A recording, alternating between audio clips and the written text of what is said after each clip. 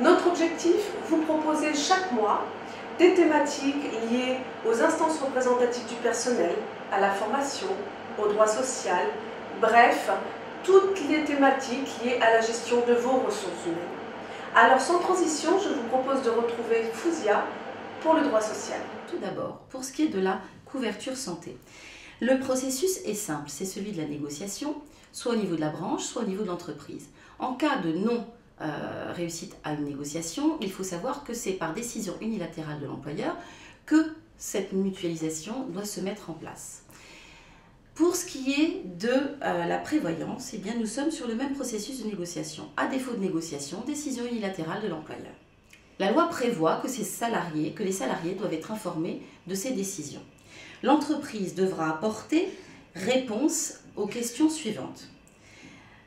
Des réponses sur le périmètre finalement de la couverture des frais santé, sur les modes de financement à mettre en place, sur la situation des salariés qui bénéficieraient au sein d'une entreprise d'une mutuelle. Donc sur ces trois aspects, il y a une réflexion en amont que l'entreprise doit avoir pour justement mettre en place un système de couverture sociale qui soit bien ficelé et permettant une compréhension du système.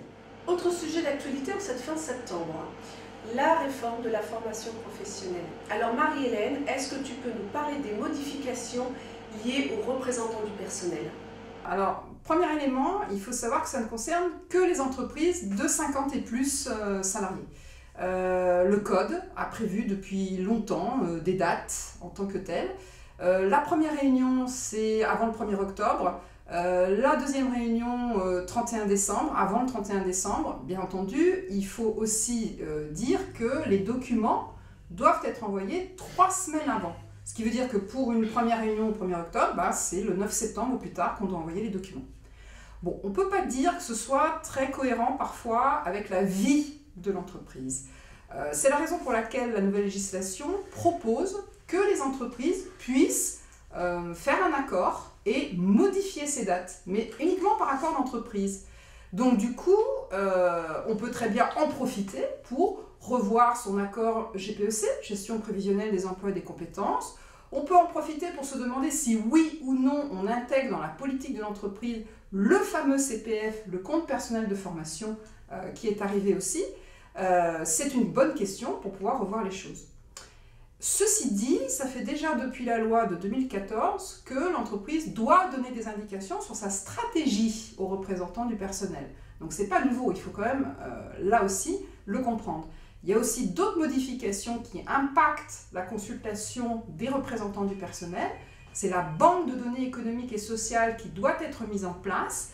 Je rappelle qu'elle est obligatoire depuis le 15 juin de cette année pour les 50 salariés à moins de 300. Et puis, c'était déjà le cas l'année dernière pour les 300 et plus. Donc, on a plus d'informations. On a même les informations sur le plan de formation sur 3 ans. Et donc, plus de transparence, plus de visibilité pour le comité d'entreprise, entre autres. Autre sujet d'actualité, nous allons retrouver Evelyne pour le compte de pénibilité. Alors, le compte de prévention pénibilité, c'est un compte qui est attaché à la personne du salarié qui est exposé à un ou plusieurs risques parmi les 10 qui ont été légalement identifiés. Ce compte va permettre à terme d'acquérir des points qui vont permettre au salarié de réduire son exposition à ces risques de pénibilité. Quelles sont les possibilités, les utilisations possibles? Le salarié aura 3 options. D'abord, utiliser ces points pour une action de formation. Cette action de formation doit permettre au salarié d'accéder à un poste qui est moins exposé ou non exposé au risque de pénibilité. Deuxième option, il peut réduire son activité en utilisant une formule de temps partiel pendant une certaine durée. Troisième possibilité, partir plus tôt à la retraite en ayant acquis un certain nombre de trimestres d'assurance vieillesse. Quelles sont les modalités de mise en œuvre? 2 points à souligner. Le premier est celui du financement. Le compte pénibilité est financé par des cotisations exclusivement patronales avec 2 formes. L'une, la cotisation de base, est versée par l'ensemble des entreprises sans condition d'effectif.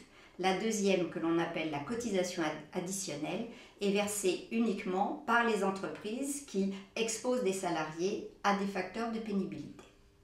Deuxième point, le calendrier qui est très important. Il est en 2 phases. Première étape, elle a déjà commencé depuis janvier 2015 puisqu'on applique depuis cette date 4 facteurs de pénibilité, c'est-à-dire le travail de nuit, les équipes alternantes, le travail répétitif et le travail en milieu hyperbare. Et ces conditions d'exposition vont donner lieu à l'attribution de points qui se feront dès 2016. Deuxième étape, juillet 2016, compte tenu des dernières dispositions qui sont intervenues récemment. Et là, on appliquera les 6 autres critères de pénibilité, c'est-à-dire les postures pénibles, la manutention, les vibrations mécaniques, les agents chimiques dangereux, les températures extrêmes et le bruit. Au total, il y aura donc l'application des 10 critères. D'où la nécessité pour les entreprises de prendre en charge ce dossier très rapidement pour être aux échéances prévues en conformité avec les obligations qu'elles doivent remplir. Écoutons maintenant Michel qui va nous apporter son regard sur l'entreprise. L'entreprise, je la vois comme une idée qui commence une histoire. Cette histoire, ça va partir d'un projet qui lui-même fait l'objet d'un modèle et ce modèle se traduit par une activité. Une activité, c'est quoi? C'est répondre à un besoin présent ou futur. Et ensuite, c'est une évolution qui va se faire parce que l'entreprise vient de naître et comme dans la vie, elle doit avoir une évolution. Cette évolution, c'est l'atteinte de l'équilibre, c'est l'adolescence, le jeune. Et puis ensuite, c'est le développement. Et là, il faut qu'elle soit bénéficiaire puisque l'activité se transforme en matière monétaire. L'entreprise a une ADN comme nous. ADN veut dire pour l'entreprise activité, développement et puis nouveauté. Pourquoi? Parce que l'entreprise doit toujours vivre avec un projet qui va lui permettre d'évoluer, qui va lui permettre dans un écosystème et dans un environnement de croître. Et enfin, venons à la ressource humaine sans laquelle l'entreprise ne serait rien. Dans l'organisation, il y a les compétences, il y a la gouvernance et le management. Et là, connaître l'entreprise, c'est aussi mieux la comprendre.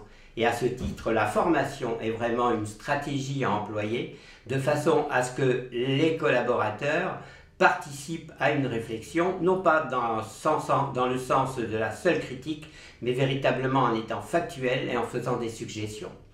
Voilà ce que je voulais dire par rapport à l'entreprise et à l'idée qu'elle représente.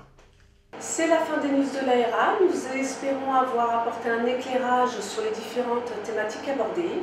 Si vous souhaitez plus d'informations, www.laera.fr. En attendant, je vous souhaite une bonne rentrée et on se retrouve fin octobre. À bientôt!